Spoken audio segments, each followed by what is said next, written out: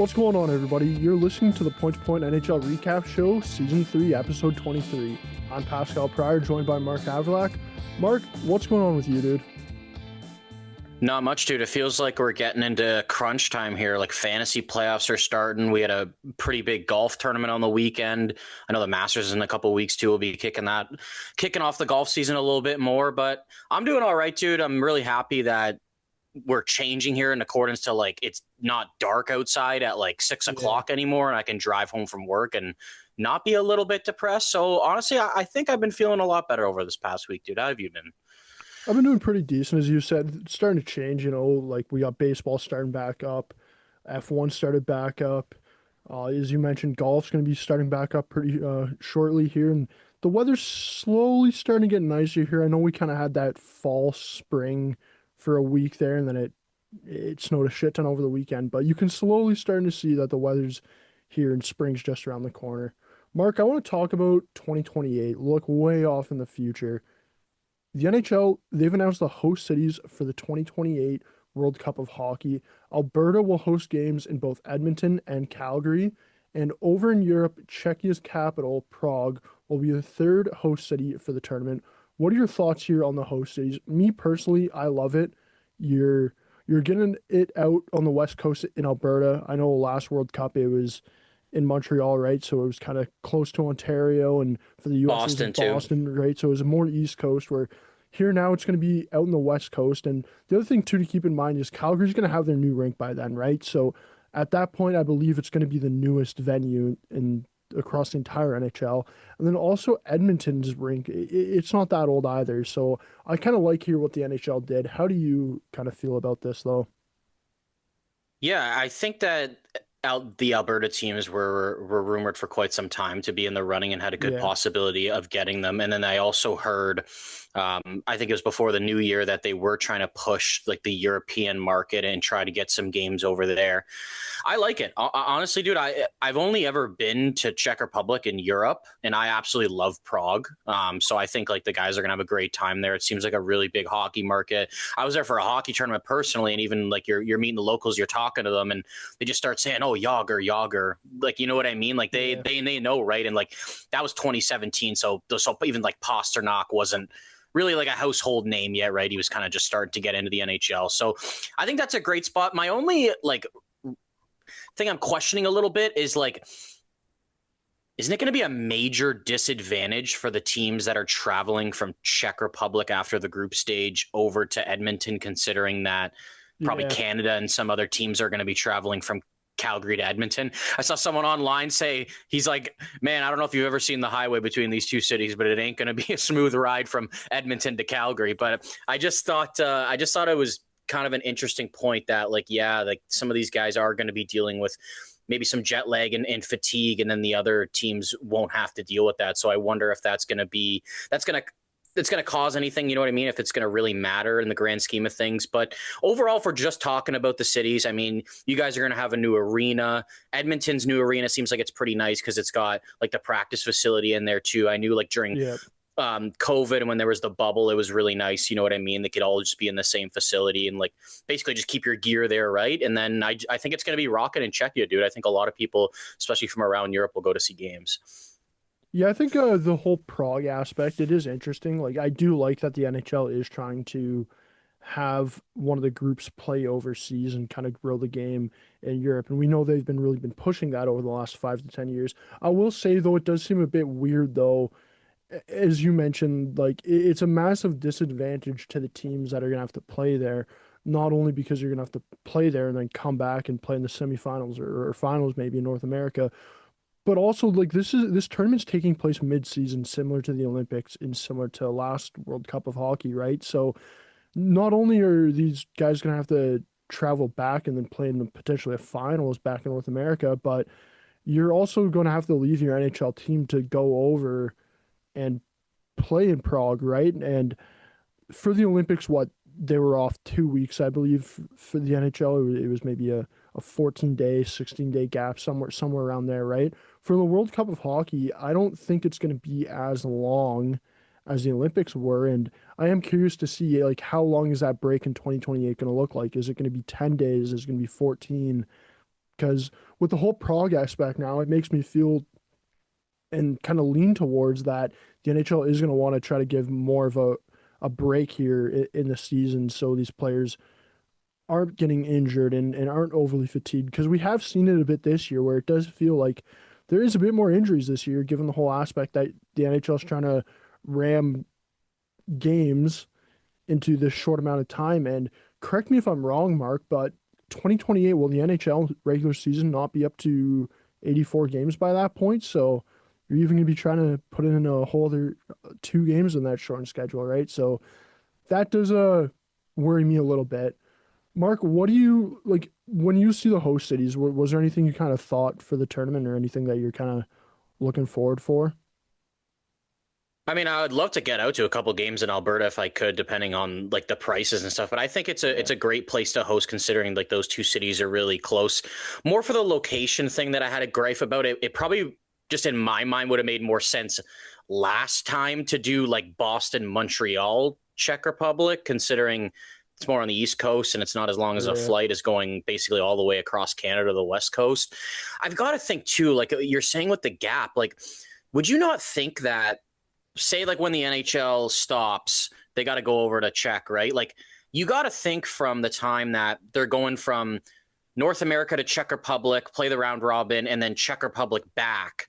Like the flights and them getting to where they have to go, like you'd think that they'd have to have at least like 48 hours after they land to like Yeah. get used to it, right? Like I don't think that it's going to be like the season stops Thursday, they're there Friday night, they're playing Saturday. Like Yeah. I've got a really hard time believing that's going to happen, and I don't know if like the players would necessarily agree to that. So I want to say I agree with you that I think it's going to be shorter, but the thing is too is like there's going to be probably an additional playoff round in here too. Like Four Nations was just the finals. Like you're now we're talking about the first place teams getting a bye and then 2-3 playing each other, and the bottom teams in each group are going home. So that's an additional game there as well. So I got to think, dude, it's going to be like minimum 2 weeks for everything in accordance to travel, playing the round robin, and playing the playoffs along with the finals, and then just getting back to it. Because after the finals, I mean, they're already local. So it's almost like they probably won't necessarily play the next day, but I wouldn't be surprised if it's 48 hours later. Like, say the finals is on a Sunday again. I wouldn't be surprised if they're back at it on Tuesday, right? And yeah, it is an 84 game season, so that causes some complications with it as well. And a lot of guys are getting hurt this year, and I think it's a little bit of a concern. But I just think how electric Four Nations was, how electric the Olympics was. I don't really think that Yeah. anyone's going to care at the end of the day, and they just want to represent their country. Yeah, and the fact that there is going to be two full there's going to be two full groups. I love that, man. Like my one pet peeve with the last World Cup of hockey was the fact that it was only the 4 teams, and you looked around the NHL and how much talent there's around the NHL that wasn't playing in the last World Cup of hockey. Where now with having 8 teams here, it's like there aren't going to be many NHL players that are left sitting at home where you're like, oh man, like that guy really should be there. Like that guy's such a great talent, right? So I do like that it is expanded. And honestly, I think that's going to work great for the NHL and the growth of the game, especially over in Europe, where you're going to be having a lot of these European teams playing there, right, where the fans can actually go catch a game. I Mark, love the incentive of a buy, though, too, is what I was going to say. yeah, I like that. I think it makes the round robin a little bit more interesting. And it also, it's not like every single team's making the playoffs. So some 0-3 team in the round robin can go all the way to the finals, too, right? It's like you've got to probably at least win a game. Like, you know what I mean? yeah, Or get a couple like OT points, you know what I mean? To be able to get out of that last spot in your group. And especially for the team that is in Europe playing, like imagine how much more of an incentive that buy is to get another day off, right? yeah, for real. Yeah, I'm definitely looking forward to this World Cup of hockey. It sounds like it's definitely going to be a blast. And on top of that, we're going to be getting best on best hockey now every 2 years, it seems, for the foreseeable future here. Mark, moving on to the NHL and some big news coming out of here. The NHL has modified its punishment to the Ottawa Senators for botching the Evgeny Dadonov trade that happened in 2021. Originally, the Senators had to forfeit their first round pick in this year's draft. Instead, the Sens will now have the 32nd overall pick in this year's draft, and they will not be able to trade it. They must make that pick. And then on top of that, they were fined $1 million Canadian. So kind of just a nothing bone there. What do you think about this modification, Mark? I know you have a pretty strong opinion here. Yeah, I mean, I think I'm on a different side than a lot of people, and it honestly has nothing to do with it being Ottawa and them being like a rival team. I'm just thinking back to like the Kovalchuk situation, right? Like that's something that was sort of similar to this, where they signed him to that 15-year, $100 million contract that basically paid him till he was 44 years old.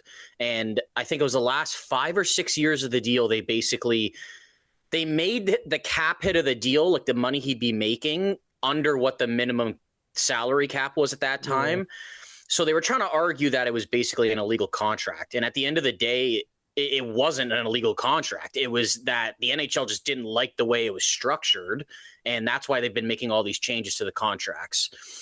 So for the Devils, they originally lost their third-round pick in 2011. I think this happened, he was signed July 2010. And then the investigation started happening. They lost their third-round pick in 2011. They were given the option to forfeit a future first-round pick within 4 years. So they kept their 2011, 2012, 2013, and they planned to lose their 2014 pick. And the NHL rescinded exactly what they did with Ottawa. They gave them their first round pick back. They gave them the 30th overall pick. There was only 30 teams at the time, basically identical to this. They had to pay a $3 million fine. Now, I think the problem I have with this is that, okay, with the Devil situation, it didn't really hurt anyone at the end of the day. Like in the sense of the league had a problem with it. I'm sure some teams probably weren't happy with it, but it was still illegal. It's kind of like this whole circumventing the salary cap. Like, I mean, a lot of teams aren't happy with Tampa and Vegas, what they were doing in the past, but there was really nothing illegal about it, unless I guess maybe if Kucherov was sitting out when he was healthy. But in accordance to just like having the guy sit out when he's hurt and bringing him back in the playoffs, like you're allowed to do that, right? So with Ottawa, I think my problem is with this, right? So if people don't know what we're talking about, Evgeny Dodonov was a member of Vegas, and he was supposed to be traded at the trade deadline in 2021 to Anaheim with a second-round pick in exchange for defenseman John Moore and Ryan Kessler's contract, which they planned to put on LTIR. So this would have cleared up $3.375 million for Vegas. Sorry, it was at the 2022 trade deadline. Now, I don't think like a lot of people realize this. Vegas missed the playoffs by 3 points that year. So the way I kind of look at this was like, if this trade went through, and also for people that don't know, the reason why this trade didn't go through, he was supposed to be traded to Anaheim. When Vegas told Dadonov, you're getting traded to Anaheim, they're like, no, you're not. Like, he's on our no trade list. And then they're like, what? No, he's not. And then Ottawa had traded him to Vegas in the offseason earlier. And it was Ottawa's responsibility because July 1st is the day that it basically renews and you have to submit your list again, right? And they didn't give Vegas that list, or it was lost in translation somehow. So this is basically Ottawa's fault, right? The way I'm kind of seeing this, though, dude, is, one, do you not think Vegas would have went out and used that $3.375 million in cap space to probably improve their team somehow? Two, the $1 million that they're getting fined Ottawa, I would honestly argue that should be paid to Vegas, because Vegas didn't make the playoffs, and you could argue even if they got out in the first round that year, they're losing what? $7 to $10 million in revenue in the first round of the playoffs? If not even more. So what I'm saying is I honestly think it's a little bullshit they got their pick back. I think it had to do with a lot of peer pressure. And I just don't necessarily, you know what, it's good for them. Like Ann Lauer, like I get what he's saying in the sense of it wasn't him that was, he was, when this happened, it's a completely new regime. Bro, I'm going to be honest with you. I don't think that fucking matters. You purchased the team. Like, this is the team. It has nothing to do with you. Like, I get it sucks, but it's almost like you have to deal with the consequences, because my problem with this is it actually affected another NHL team, and people will say, oh, Vegas, whatever. It's like, hey, I'm just trying to look at the situation on both sides, because for the longest time I was kind of like, yeah, this is the biggest like nothing burger, like whatever, like he just didn't end up getting traded. But then like the more you look into it, it's like this is the only year Vegas never made the playoffs. Yeah. Like they were so injured at the deadline. One of the reasons they made that Kessler trade was to put his money on LTIR so they could open up even more cap space. And I'm just convinced that Vegas could have done something at the deadline. Maybe they wouldn't have made the playoffs. But you can't tell me that 3 points is that drastic to have this opinion on this. And I think Ottawa got off a little lucky, is what I'll say. I would have found it a bit more fair. Hear me out on this. Why doesn't Ottawa give Vegas the first, even if it's 30th? See, I think at that point though, it's helping out a team too much. But do you not understand my mentality of like, Yeah. if you're looking at this from a business perspective, like they arguably could have lost money from this trade. Yeah, And they but were forced to keep a guy's salary on. Like you can even look at it from a different perspective. Okay, they would have cleared $3.375 million in cap space. They were forced to pay him that 3.3, like whatever was left on that contract for the rest of the year. They were forced to pay that money when they didn't even want to, and they didn't think they had to. You know what I mean? see, I get what you're saying there with the whole like they're losing revenue and maybe the pick should go to them. I like it does suck for Vegas, but I think if you get to the point where it's oh let's give them the first pay, like I think it almost gets too much into hypotheticals. You know what I mean? Why don't they give them their second round pick then? It doesn't have to be your first pick. I think even a second though, it's like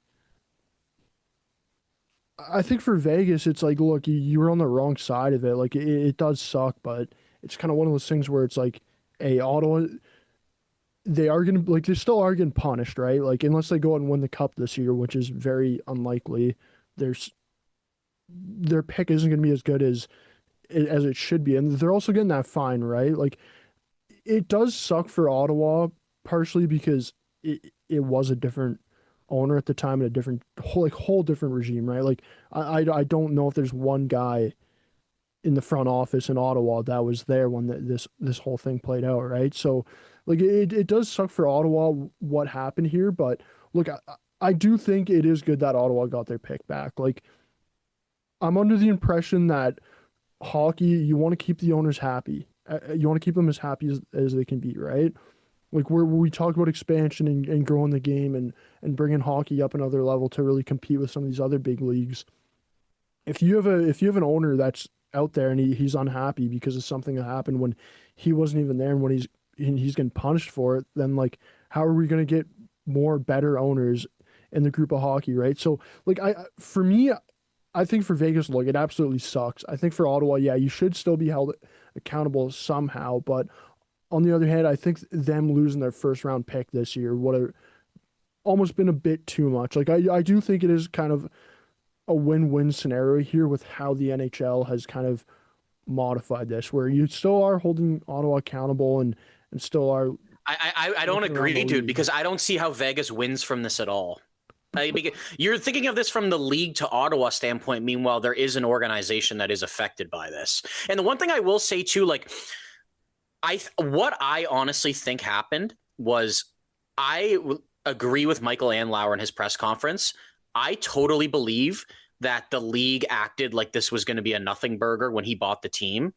Because think about it. Yeah. If you are going in to buy the team and there's an investigation around you potentially losing a first round pick, the valuation of that team's going down. Oh, I don't know how much it's going down, but it's going down a bit. And I think that Ann Lauer was kind of like behind the scenes, like, listen, if you don't like do something about this, then like I will publicly come out and say like, and I have like reports basically being like, you basically said there's nothing wrong with this team in accordance to like, there's no stipulations on when I'm buying the team. Like there's no major ongoing investigations or anything. Right. And I think he probably has that in writing and used it against Bettman. That's honestly what I think happened. Oh, I wouldn't be surprised if that happened, to be honest, where But And good now for it's him all to get wrapped it up. back, dude. Yeah. Like I can't blame him. Like I mean, they did sort of get punished. I agree. Like you're going halfway down the first round, right? It's a significant pick. You can't even go out and trade the pick either, right? Right? Like there's a Yeah. stipulation on that they have to keep that pick. So, maybe I'm looking a little bit too much into this, but I just think it would have been a lot more fair if you were like, hey, like you got to give Vegas like your third round pick this year as compensation for what happened. Like, I just feel like that would be a lot fair because at the end of the day, dude, like that third round pick might be absolutely fucking nothing. You know what I mean? So I just think it would be a lot better if Vegas was compensated in one way. And I can't believe I'm saying that because I don't like Vegas at all. But I think it's just more for the precedent moving forward too, because it's like, what if this happens again? We're gonna like drag it out for 3 years. There's gonna be a punishment. Yeah. They're gonna complain about it, and then they're gonna be like have some leverage on Batman, and they're gonna be like, actually, no, you're gonna draft 32 now instead of 16 just because we wanted to lower the punishment. So I just think it's more about like the league also setting a precedent for these situations, and it's like twice they've kind of caved in now. You know what I mean? Yeah, it is twice now that they've caved in, but like I'll be honest, the stuff I want to see them crack more down on is the tampering stuff.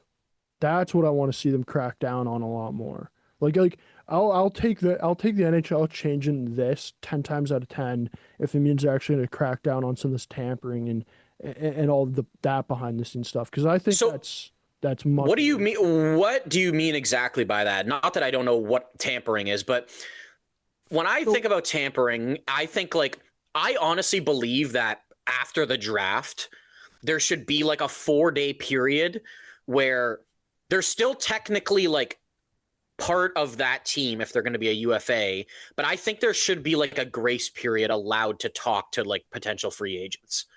Like if going into this summer, if after the draft, if Darren Radish hasn't re-signed with Tampa, I would say from that period of the draft to July 1, Tampa's the only team that can actively sign him in that period. yeah. But if another team like Toronto or San Jose wanted to start talk to him about like, hey, like, would you be interested in coming here? Like, what would that number look like? I think they should have that grace period because then I think it would eliminate a lot of the tampering.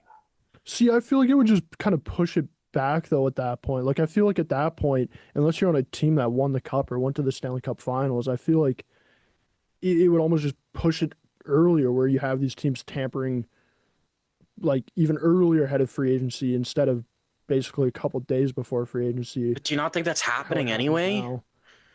Like honestly, I think it happens all the time. I just think the NHL, like I would like to see them crack down on it. Like So I'm sorry, not I kind of cut you off. Are you saying more about that, or like, do you think it's like even during the season, like there's like a UFA now, and there's probably like an oh agent with and a GM talking about it? Like maybe if it was Kelly McCrimmon talking to Marner's agent last year, like I got no proof of that. I'm just kind of coming up with an example here, but is it more that, or is it more like kind of crunch time right before July 1?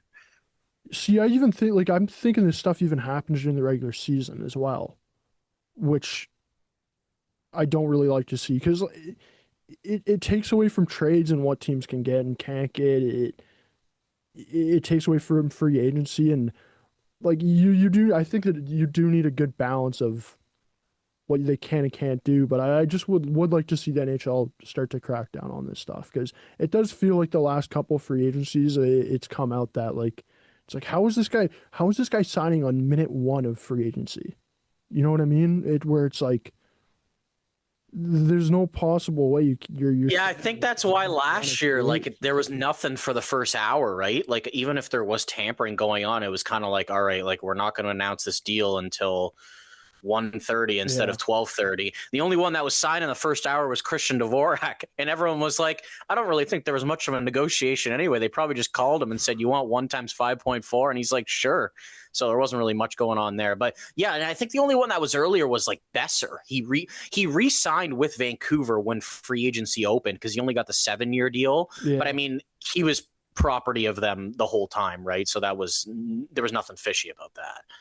But even then, like you're telling me, like there was other teams that weren't like, hey, like we're gonna give you this, and then he decided to go to like 100% because you got to think like why would he sign like 20 minutes into free yeah, agency if like he didn't really know what other numbers were out there, right, for him. yeah, and see, and that's the stuff I hate because now I feel like that's partially why we're seeing guys not go to free agency maybe as much because fridge. He's just a fucking shit show nowadays. Mark, while we're on the topic of kind of picking our peeves here with the NHL, I want to move on and talk about NHL player safety. Last week, Radko Gudas was suspended 5 games for his hit on Austin Matthews that ended Matthews' season. There's been a decent amount of protest from fans. Matthews' agent has been pretty vocal about how unhappy he is with the suspension. And even players, both on the Leafs and from around the league, have also been pretty vocal here on this suspension. First off, what are your thoughts on the hit and the suspension that Gudas was given? Yeah, it was a terrible hit. It was a desperate play by a player that it felt like he was kind of out of position and just making a last attempt at it to stop him, right? And there's probably about a couple of things that he probably could have tried instead of doing that. And I mean, I don't know the guy. I don't want to put in the guy's shoes of like he intentionally tried to injure him. Like a lot of people will say that, like you don't really know, right? But it's like he also has history, so it's very possible, right? But you just kind of got to go off what you saw. And I didn't understand why. Like, what is the problem with a play like that and a guy that has history to not bring him in for an in-person hearing? Like, why is that not an option for you? I thought that this was going to get more. At first, when I watched it the first time, I didn't really realize how bad it was. And then I started to be like, after a couple more times, I was like, holy shit, this is actually like really bad. You know what I mean? I think, honestly, he should have got... Is the rest of the regular season that insane? Yeah, I think...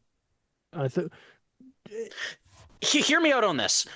Repeat offenders, right? That like, and there's a difference with that verbiage now. It's like the repeat offender thing is considered between 18 months.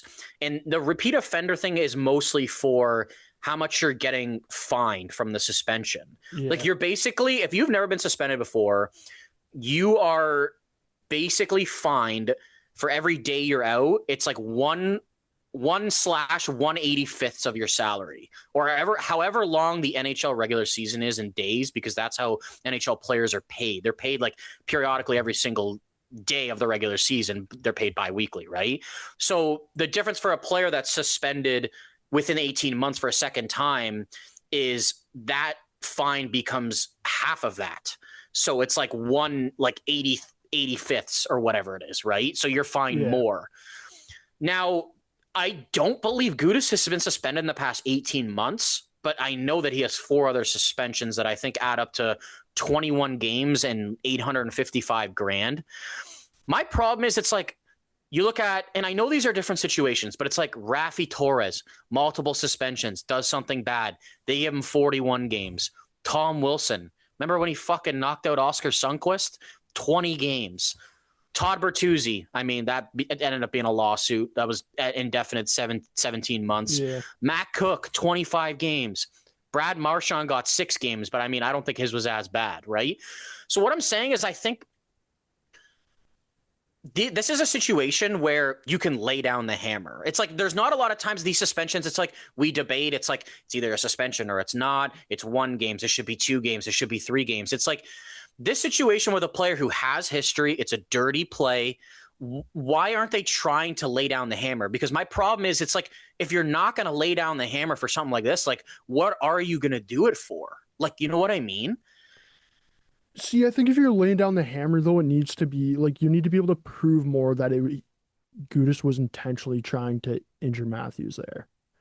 I'm not saying. So you don't think he was trying to intentionally injure him? I don't think he was trying to intentionally injure him. I just think he was trying to hit him, and it was I'll be honest, it was still a terrible hit. I'm not saying it was a good hit or anything, but like at the end of the day, I don't think you can say that Gudas was, without a doubt, trying to end Matthews' career or put him out for the season.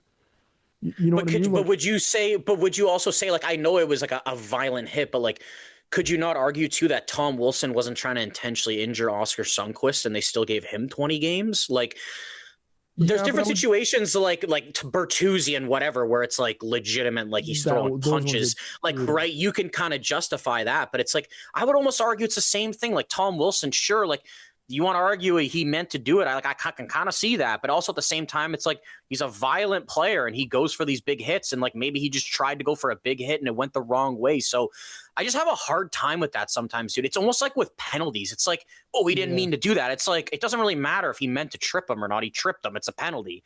I just think we use that verbiage a bit too much of like, did he mean to do it? It's like, I don't really know, man. Like I have no idea. Like only he really knows. See, I think for me, like I would have given Gudis anywhere between 7 to 10 games. I think the rest of the season would have been too much, and to be honest, I think if they did give him the rest of the season, like he would have appealed it no matter what if it won It's less anything than over 20 5 games. games, though. He's, but it's anything over 5 games they can appeal, right? The players can appeal. So, like that, I think that's why he got 5 games here was because the NHL didn't want to go through the whole appeal process here, right? So Yeah, if I don't know about that. I don't know. Really? You think that?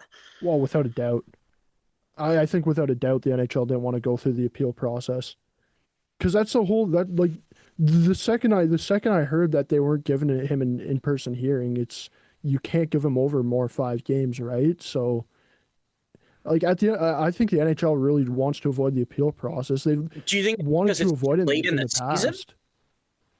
I think honestly just because it takes a lot of effort, it's a lot of eyes on it, it's a lot of money probably that the NHL has to kind of pay for it. And I like I'm not 100% what it is that they don't like about the appeal process, but it seems like they really don't like it. Like there's been time in, time out.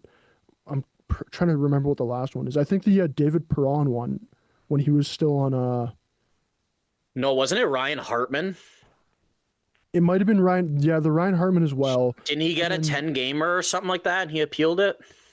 and there was the David Perron one too, though when he was on still on Detroit there when there was that big brawl. I remember that one. And both those times the NHL they have not really liked the appeal process. So I without a doubt would not be surprised here if the reason they gave him 5 games was just off the fact that Gudis can appeal it, right?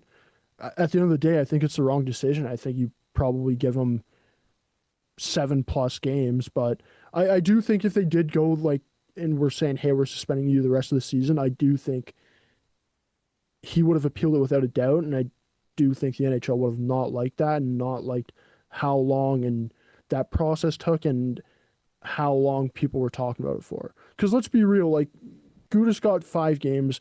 We're sitting here talking about it right now, right? But like, are we going to be talking about it next weekend? Probably not. If Gudis Probably was, because it's Austin Matthews. you think? See, I don't think we'll be talking about it the way we'd be talking about it though if it was a 20 game suspension and he's appealing it. Like I don't think we'd be talking about it for as long. So my thing is, it's like, what do you think that everyone publicly wants? Like, I hear people, I agree with you. There's a lot of It's riff about all it, over the board, but man. it's It's like, crazy. I haven't really heard like what people want out of it. Like, you know I what I mean? I don't know. Do they want 10 games? Do they want the rest of the season? Like, I have no idea. That's the one thing I will say is like, I've seen people very upset about it, but I don't yeah. know what they want in the end. And I'm throwing a number out there. I honestly thought at minimum it could have been 10. And I think that'd actually be a way more fair number than 5, to be honest, Yeah. because it's like Anaheim's also like they're fighting for They're a in a playoff spot. yeah, They're they're in a playoff fighting for the spot. division lead, right? Like, I don't know. I just don't think it's enough. I'll be honest. And I hate the Leafs. I don't even like Matthews, but I feel kind of bad that he's at the end of the for the rest of the year. And I just think it's like, dude, like you're not telling me like that goes the wrong way. That could almost be a career-ending injury. Like, Without a doubt. Like it could have been brutal. For me, I would have done anywhere 7 to 10, but I've seen people online say around that to the whole season to Steve Dangle saying he wants Leo Carlson's left knee to people saying Goose shouldn't play I just hockey more again. think like just out for the rest of the season. You can make them eligible for playoffs if Yeah. they make it. Like that was just more where I was going at to like lay down the hammer of. I just got a problem. It's just like now I'm looking at this and I'm like, is anyone ever going to get more than a 5 game suspension unless it's like literally like attempt to murder at this point? Like it's just a little bit crazy to me that this is where we're going with this now. See, and this leads me kind of into my next thing here, Mark, is I want to see player safety and these suspensions change? Because you kind of talked about the whole financial aspect there, right? And then you're also missing 5 games, right? I don't think I've seen it though, and correct me if I'm wrong. Have you seen it where a player, let's say he's suspended for 10 games, but he's suspended pay for the 5 games? Like I don't think the NHL's ever done that before. And to be honest, I think that's something the NHL should explore because the whole appeal process that we were kind of talking about a few minutes ago, the reason the appeal process 95% of the times it goes through is because of the money aspect, right? Like the players want their money at the end of the day. Yes, they also want to play in these games, but look, if Racco Gudis was suspended 10 games, but he still got his pay all 10 games, I don't think he's going to be as likely to appeal that as if he's suspended his pay for the 10 games and can't play in the 10 games, right? And there have been people saying they want to see some changes with player safety and George Peros get canned. For me, the thing I'd actually be very interested to see in player safety is the whole can you suspend guys for X amount of games, but then also separately suspend their pay for a, a separate amount of games from the actual games they can play in? Because I do think that would help out with the appeal process and the NHL and maybe Gary Bettman being more comfortable in going over 5 games and giving some of those longer suspensions. Mark, is there anything you want to see change though? Yeah, I'm kind of starting to have a big problem with George Peros, and I feel like Yeah, it's time for a change at this point. I'll be honest, like when they brought him in, I was one of the first people to say like I didn't really think it was a bad idea. Like a guy who's been a really former tough guy, he's never been suspended in his NHL career, and it was a guy that played on the edge. I thought that it could work out in a really good way, but I just don't think it hasn't. I don't think there's been enough consistency, and I don't think there's been enough of laying down the hammer at times. So I would like to see a change. I don't know exactly what that change is or who would be a good person to kind of to take over in full capacity there, but I feel like if it's something they could probably work on, and if there is no improvement with this, maybe a guy like McDavid speaking out, yeah, it will influence some change or at least some talk about it. So it's unfortunate for Matthews because I know their season's not going well, but like you don't think like he'd want to try to end it on a high note and try to get himself back to the top of his game, and now he's got to wait all the way to October to play another game. So I think it's unfortunate at the end of the day, and I think the suspension should have been a little bit longer. Mark, I want to move on to the hot hitting questions part of the show. My first question for you is right now the Buffalo Sabres, they're looking very strong. So if the Buffalo Sabres win the cup, how much recognition does Kevin Adams get? And then follow-up question to that, would he also get a Stanley Cup ring? I don't believe so for the ring part because I think you actually have to be employed by the team at the time that Yeah. they win. I think he would get a decent amount of recognition for sure. I'm still a little bit weary on if he is going to get another GM job right away, but I think at worst, like a lot of people should probably be looking at him as like an AGM and maybe a guy that could redevelop into an NHL GM at some time. Like even I kind of look at Botterill with Seattle, right? And he was in Buffalo too. Being an AGM for a while and then going back to a GM position. But if they win the cup, there wasn't really a lot of changes that Kekalainen made, right? So he's got to get a lot of recognition. And I still think Nashville might look at him for a GM job this summer, to be honest. Yeah, I was looking at the standings today and also like just how good Buffalo's been the last couple of months, but really especially the last couple of weeks. That game against Tampa, and I'm like, man, if they win the cup, dude, like like this is still Kevin Adams' team that he really put together, right? Like it'd be so weird if they won the cup and it's like that guy wasn't part of the team. Like it would really suck for him. So I kind of thought about that and then I was like, what do you even get a ring? Because I know in other sports you see it where it's like if a guy gets traded away mid-season, they can still go in a ring, get a ring. I don't think we've ever seen that for a, GM or a coach or anything though. Mark, I know you got a couple questions for me, so I'll let you hit me with one now. Yeah. So my first question, I know earlier we mentioned it's coming to golf season. So My question for you is I want you to name the top 5 players in the league that are in the lead for the green jacket, aka have the worst plus minus in the NHL right now.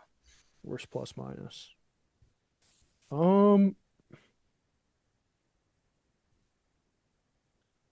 I'm gonna Bringing up go my with timer, and I'm going to start my timer right now. Elias Pettersson in Vancouver. Not on the list. Not on the list. Um, Robert Thomas, No, he's not on the list either.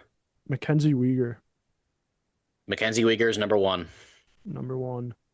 Um, Matt Coronado. Matt Coronado is on the list as well.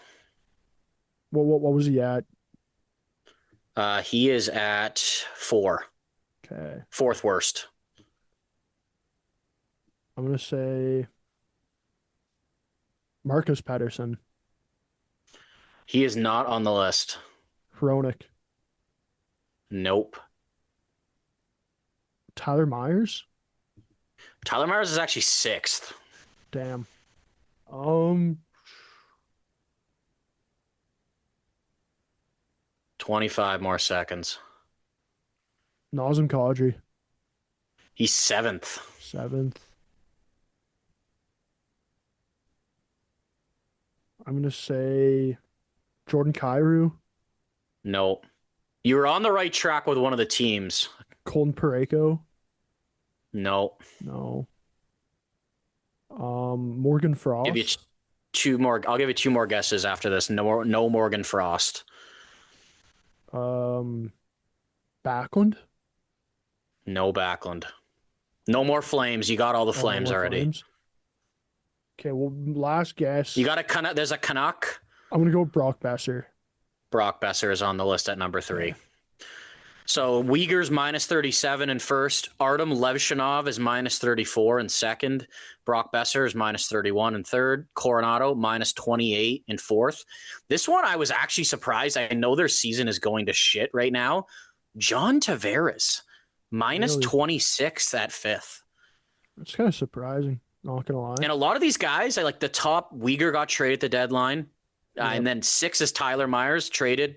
Kadri, Braden Shen. I mean, it's all guys on terrible teams right now. So that kind of helped me out a little bit there with guessing. It's like, maybe I'm not gonna guess Connor McDavid, or maybe I'm not gonna guess Sebastian Aho. Mark, talking about the World Cup today, it kind of got me thinking and looking ahead to 2028. And with the Olympics just passing and how good Macklin Celebrini is, I want to ask you, who will be the youngest player on Team Canada at the 2028 World Cup of Hockey? Ooh, that's a good one. I mean, if there's no North America team, I'm probably going to go.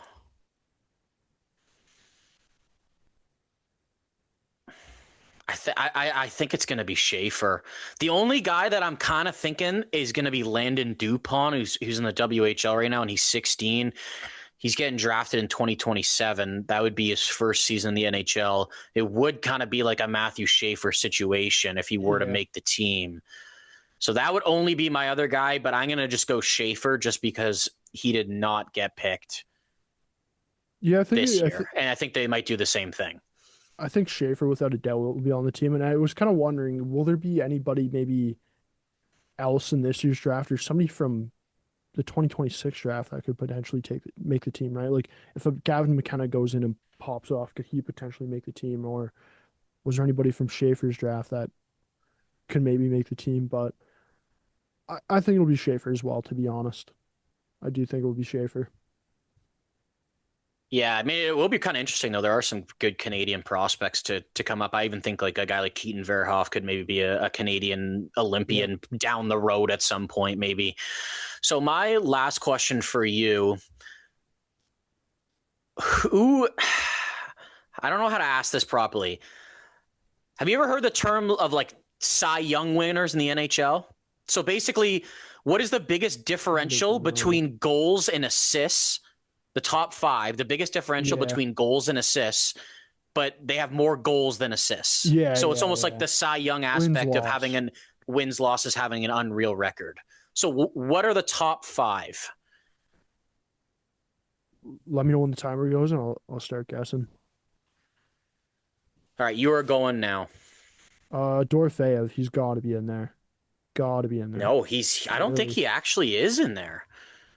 Okay, no Dorofeyev. Um, Brock Besser. Actually, he is in there. I'm He sorry, he is. is in there. He's Okay. plus 12. I left him out by accident. Dorofeyev would be in there. Brock Besser. No, Brock Besser. He was close though. Matt Boldy. No, probably not. I'm No, gonna say, what about Ovi? I don't have Ovi on here either because I think he's No. only got 20 something goals, right? He doesn't really, and he's got a decent amount of assists. Um, Connor. Kyle Connor. No, no Kyle Connor. What about Mark Scheifele? Probably No not. Mark Scheifele either. Um, hmm. Mikko Rantanen. No Mikko Rantanen either. There are like they're pretty good goal Yeah. scorers, I will say. Like What about Sveshnikov? no Svechnikov. No Sveshnikov. When you said Connor, you were on the right track with someone. McDavid? No. No. Connor McMichael? I'm struggling right No. now. I'll give you one more guess. Um, Last guess. We will go Philip Forsberg. No Philip Forsberg. But there is a teammate of Philip Forsberg's that's on this list. So I actually missed the Dorofeyev because I manually did this myself, and I think Yeah. when I was sorting by goals, I missed it. But Dorofeyev is technically second at plus 12. First is Kiefer Sherwood, 20 goals, 7 assists, plus 13. Dorofeyev's plus 12. Tied with him at plus 12, Cole Caulfield, 39 goals, 27 assists, plus 12. Okay. Next, Connor Geekie, 34 goals, 23 assists, plus 11. The last two guys are also plus 11. Philip Forsberg's teammate, Steven Stamkos, 31 goals, 20 assists. And then finally, Zach Hyman, 28 goals, 17 assists for plus 11. Man, that was not gonna lie, that was tough, dude, to think about. I was I guessing just didn't guys know with high because I'm like, point these goals. are Yeah. kind of good goal scores minus the Kiefer Sherwood thing. But I mean, Yeah. that's where I got it from. I kept hearing, oh, Kiefer Sherwood's win the Cy Young this year. Kiefer Sherwood's won the Cy Young. Mark, my last question for you is we're at that part of the season where we're starting to see some guys from the NCAA signing, right? We've already had two in this past week with Sasha Boisvert and the younger Hudson brother, Cole Hudson. So my question for you is, will there be over or under 7.5 players to sign out of the NCAA between now and the end of the season? I'm smashing the over 100%. Smashing the over. Yeah, 100%. I think there'll be a bunch more guys to sign that'll come and sign. I think Cole Eiserman's probably signing with the Islanders sometime soon here. BU got out. And I think as we go down the next couple weeks and more teams are eliminated, I think some guys will end up turning pro. Now, some of these guys, they sign their ELC immediately and play in the NHL and burn a year. Some of them go to the AHL on, it's called an ATO, an amateur tryout, and they don't burn a year of their ELC. Like that's what Jacob Fowler did last year. He didn't come Yeah. up in Montreal. He's on the first year of a 3-year entry level contract, but Cole Hudson next year will technically be on year 2 of 3 of his entry level contract. So I think I'm definitely going to hammer the over on that one. I just think like, man, I think if like BC gets out decently early somehow, like we could have a couple guys even from them that would probably put us like over halfway to 8 at that point. So I think that it'll for sure be over 8. Yeah, I might have gone a bit too low with it, not gonna lie now that I kind of think about it, but it was tough thinking about who's gonna sign and when will it be or who's gonna go back to The college. Sasha Boiveric situation was really interesting though, because he transferred Yeah. from North Dakota to BU, and he really didn't have a good season. He was scratched in the last game too, and he signed in his ELC mid first round pick, right? So we'll see what happens with him. I think his game might translate a little bit better to the pro level, but a lot of these guys are making impact immediately, right? Like I honestly think that could be why, like not that they wanted to get rid of John Carlson, but they probably felt like it was a good situation. And I heard like they're open to like re-signing him in the offseason, but I also heard like they really want to give Cole Hudson a shot on the power See play, what he can right? do. And they also have Chikrin as well, right? So you can kind of Yeah. flip-flop those guys at times too. But Cole's legit, dude. He's got a lot of traits like Lane does. I think he's a little bit different of a player, but they do have some similarities. And I also think that I think Cole has the ability to score more goals at the NHL level than Lane does, because I think he does have a Yeah. better shot.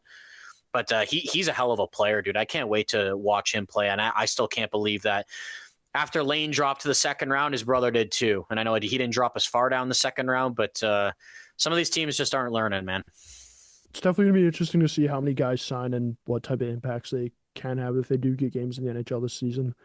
And I think it is going to be one of those things where, as we just go on in time, we're going to start to see more and more guys sign each season, with more and more guys going to the NCAA, right? So it's definitely something to keep an eye out here, and even see maybe if the NHL changes some rules or does anything to kind of limit it a little bit. Overall, though, that's going to wrap up this week's episode. Mark, we'll be back next week, probably talking about some playoff pushes for some teams, and keeping an eye on that as we're kind of dwindling down to the end of the season for the NHL. But for everybody tuning in right now, thanks for tuning in.